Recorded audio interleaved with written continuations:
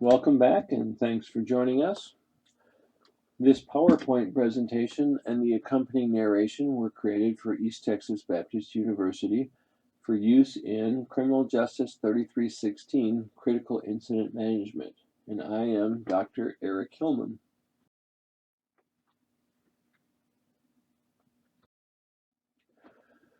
Chapter 5 is entitled Strategic Planning, a Systems Approach. Chapter 5 has been divided into 4 segments, 5A, 5B, 5C, and 5D. This is segment 5D, the final segment of Chapter 5. Before you begin viewing this segment, you should have already viewed and taken notes on 5A, 5B, and 5C. In Chapter 5C, we talked about some of the riots and police responses to riots. We learned that the 1980 McDuffie riot in Miami led to a failure of police response. That even though the Seattle police were better equipped in 1999, their opponents were equally well equipped and well organized. However, we found that in 2003, the Miami Police Department was far better equipped, to the point where the Miami model of police response to riots was emulated and studied by other police departments because it was deemed to be a success. In 2015, there were some pretty bad riots in Baltimore, and unfortunately, the leadership of the Baltimore Police Department did not learn anything from previous riots, and the police response was deemed to be a failure. Specifically, not the police themselves, but the leadership, the mayor and the police chief, were deemed to have really failed in their position in organizing this response. As is in the case with many inner-city riots, this one started from a police shooting, specifically a police shooting of a black man that was deemed to be unjustified by many in the community. This riot led to a police response and ultimately a series of police command staff failures.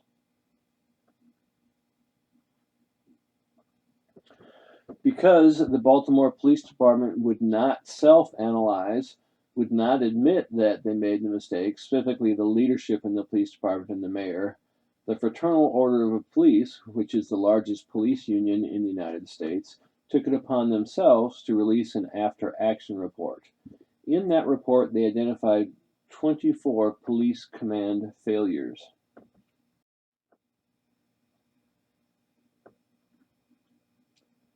First of all, the police commanders gave orders not to intervene or engage with protesters. So here you have many police officers, and as CNN reports, police hold the line as CVS burned. The protesters had set fire to a CVS drugstore pharmacy, and the police formed a line but did nothing to prevent the burning of the CVS. Doesn't that sound familiar?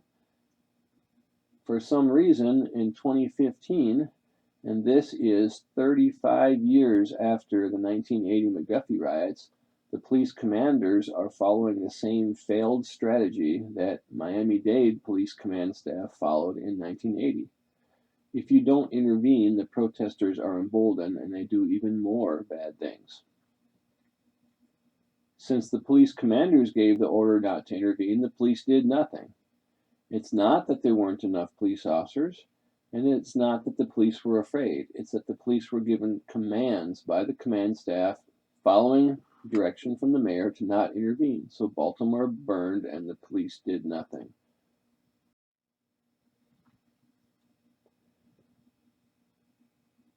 The Baltimore Police Command Staff gave orders that the police could not arrest anyone unless it was approved by civilian lawyers in the legal services section. Well, arrests on the streets are made under very uncertain and high-stress circumstances. You do not have time to let civilian lawyers in legal services review all arrests. It just doesn't work that way. Policing the inner city does not work that way. Because of this, since the police knew they couldn't make arrests without civilian lawyers' approval, they basically did nothing, and Baltimore burned.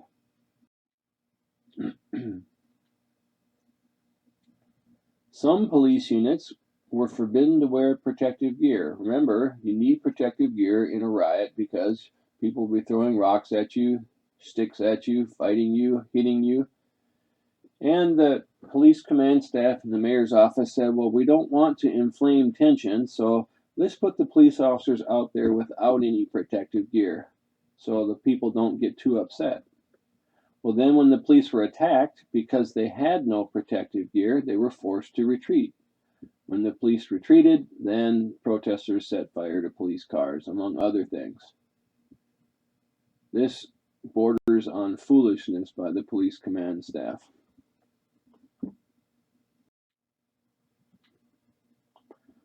Also identified in the after-action report that there was no clear chain of command at the site of the riots. There were no safe routes established for arriving officers. So officers did not know when they were called in off duty or called from other areas of the city, they didn't know how to get to the areas where they were needed.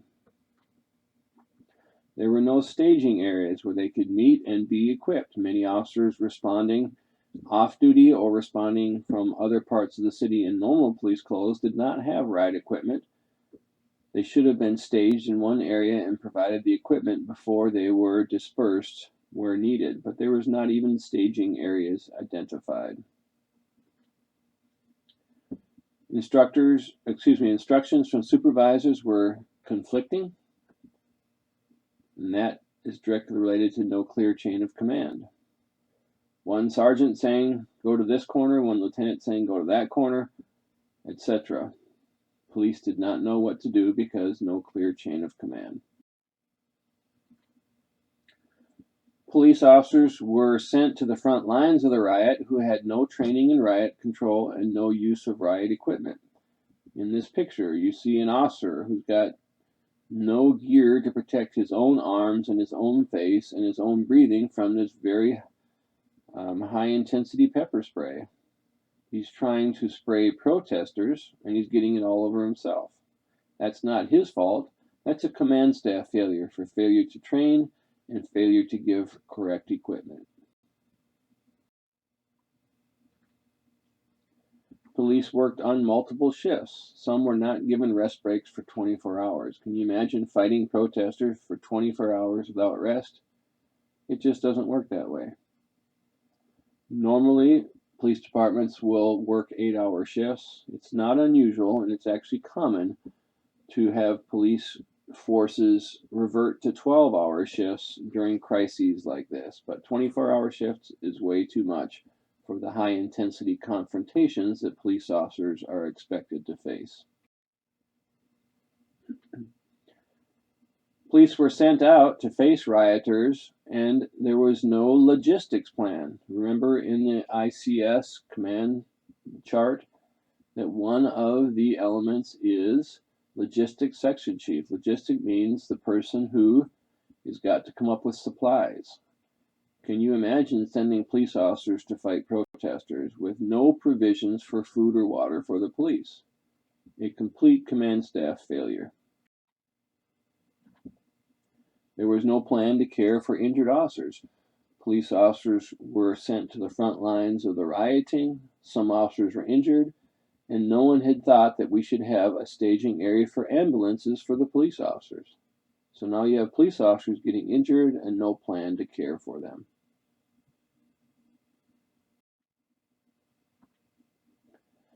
The Baltimore mayor allowed 3 days of rioting before calling in the National Guard. Finally, the National Guard was called in, and because they were so well equipped and so numerous, they were able to restore order in the city of Baltimore. I am glad that the National Guard was allowed to do their job by the governor, but the police were not allowed to do their job by the police chief or the mayor, hence a failure of police response.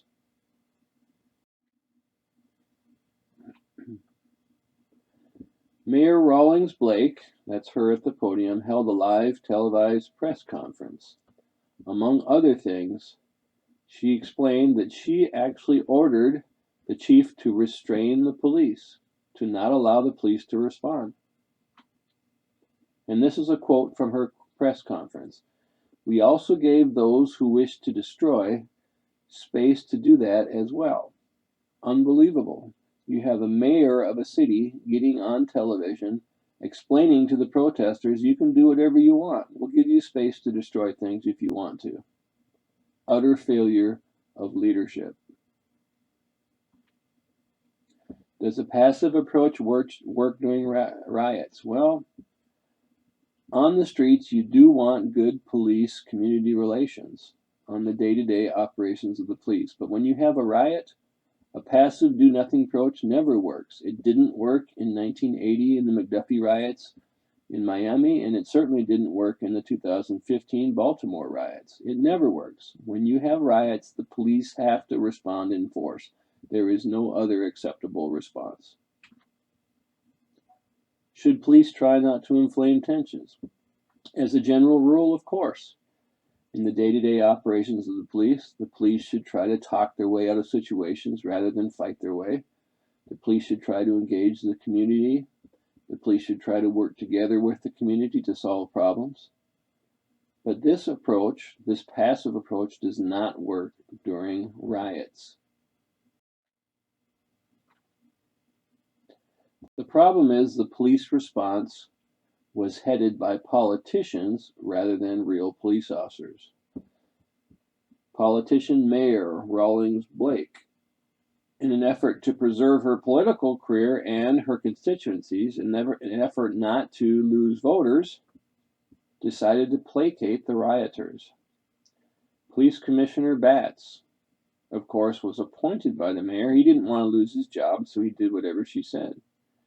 Interestingly, both the mayor and the police chief then blamed the rioting on the officers themselves. Again, an unbelievable failure of leadership.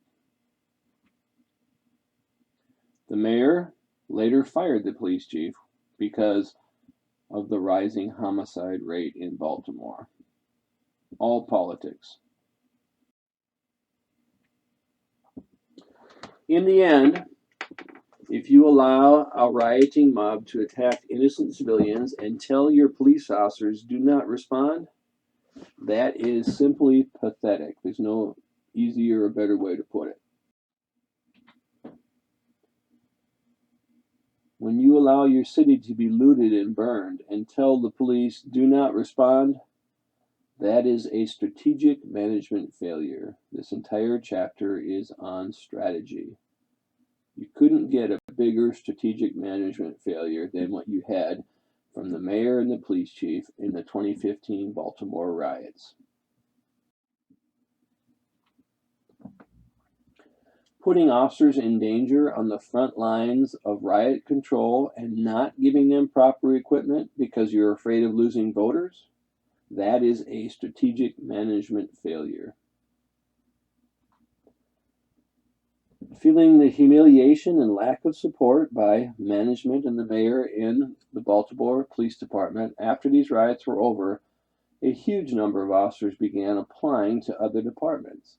It's not that they were afraid, it's that they realized they weren't being supported. With all the hard work they had to do, they just need to know that they were being backed up. Instead, the mayor and the police chief tried to blame them for the mayor's and the police chief's own failures. Strategic management failure, and very pathetic. One interesting part of the Baltimore riots, and some of you may remember seeing this on television, is this mom in the yellow shirt. She's watching the riots on TV, and she sees her son down there. Well, she's having none of that. When she sees her son among the rioters, she jumps in her car and heads down to the riot, and she kicks his butt on live TV and sent him home. That is a strategic management success. I'm proud of that woman. Anytime you have riots, but especially during the Baltimore riots, individuals are emboldened by anonymity. When they think they're just part of the crowd and no one knows who they are, they will do whatever they want to do, including overturning cars, smashing and burning police cars. If you feel anonymous, if you feel you're just one small part of a crowd, people tend to do whatever the crowd is doing.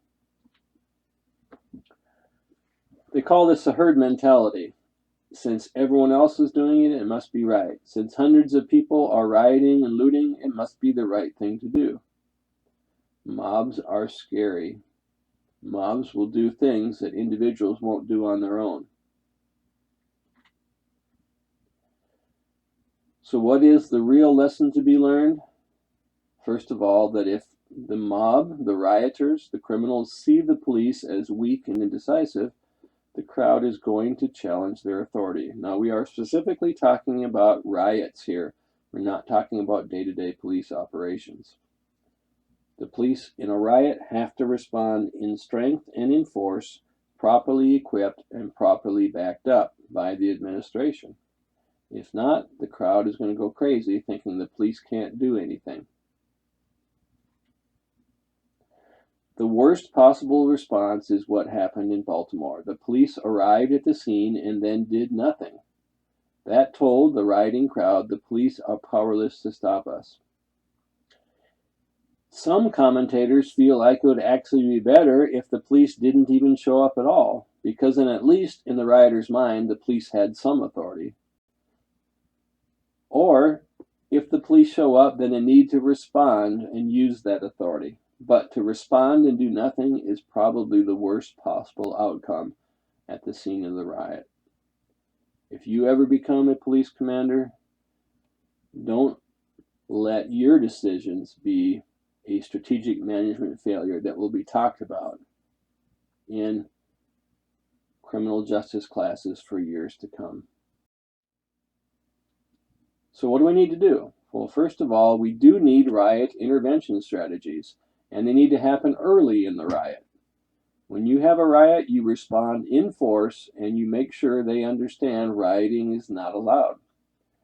I have early underlined because it needs to be early in the riot, and I have intervention in italics because what you're doing is intervening in a riot that's already occurring. Certainly before a riot happens, you should have good police-community relations, but after the riot's happening, you've got to respond in force. You need to give police protection. There needs to be perimeter fencing, buffer zones, checkpoints, and riot gear and PPE. As you recall, PPE stands for personal protective equipment. Make sure your police officers are properly organized, properly protected. Deterrence. If you have a show of force from the very beginning, it'll be easier for you to maintain order. Many times riots, which are illegal, come out of protests which are legal. People can legally protest, and that is protected by the First Amendment to the United States Constitution. Many times police will show up at a legal protest just to make sure you keep the order. And if police see a strong show of force, and the public sees a strong show of force at a legal protest, and the public sees that the police are there to protect their right to protest, then the public feels that the police are part of the democratic process, number one. Number two, the few troublemakers that want to stir up the crowd will be deterred. And preemption. If your protest, which is completely legal, changes into a riot, which is illegal, you take strong, determinative action at the earliest stages of the threat. In the last slide, we said we need early intervention, but even before intervention, probably more important is that we need earlier pre-riot. This is before the riot happens, prevention strategies. Things like community policing, where the police officers reach out to the community and try to get the community to see them as part of the solution rather than part of the problem. as a force that's there to protect them rather than a force that is there to oppress them. In problem-oriented policing, where the police work with the community to solve problems. If the police will engage in prevention strategies before the riot, then they're less likely to have to engage in intervention strategies during the riot.